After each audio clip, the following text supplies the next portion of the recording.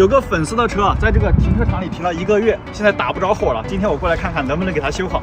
刚才我问过车主，昨天已经有修理厂来检查过车子了，说要把车拖回修理厂大修发动机，报价4800。我们先上车启动看看到底是什么原因。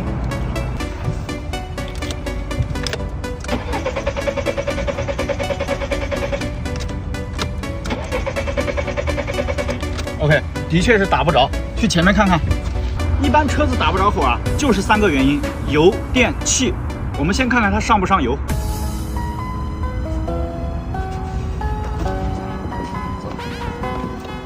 用个瓶子给它接住，来打一下火。好，停。看到没有？有油出，把这个管子装回去。装这个卡子的时候注意一点，尽量给它装回原来的位置，这样密封才好。油路没问题，我们再看看电路。把这个火花塞给它拆出来。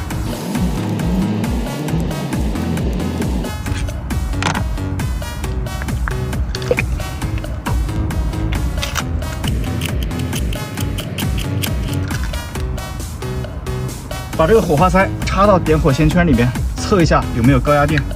来，帮忙打一下火。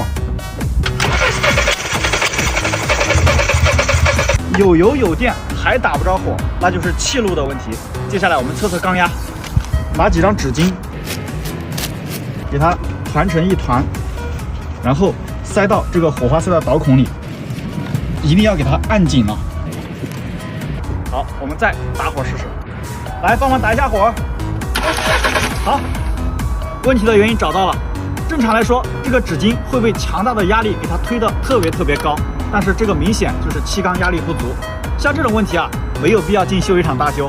接下来我来出绝招，从我车上拿了一罐没用完的机油，给它倒一点到瓶盖里边，然后给它加到这个火花塞导管里去。好，倒完了，我们再用纸巾来试试。来，再帮忙打一下火。看到没有？缸压已经有了。我们把剩下的几个缸都给它加点机油。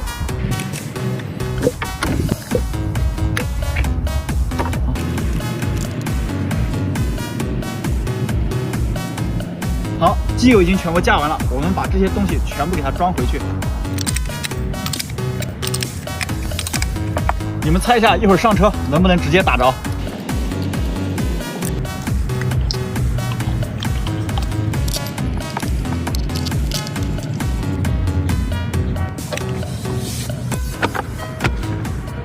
好，前面的已经全部装好了，下面我们上车里面启动，看一下能不能打着火。一会儿如果能打着火的话，老铁们帮我点个小心心支持一下。接下来就是见证时刻的奇迹。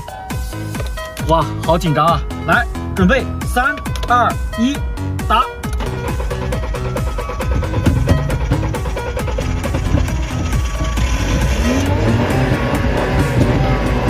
着了！走，我们去外面看看。哇，你看，现在发动机运转的特别平稳。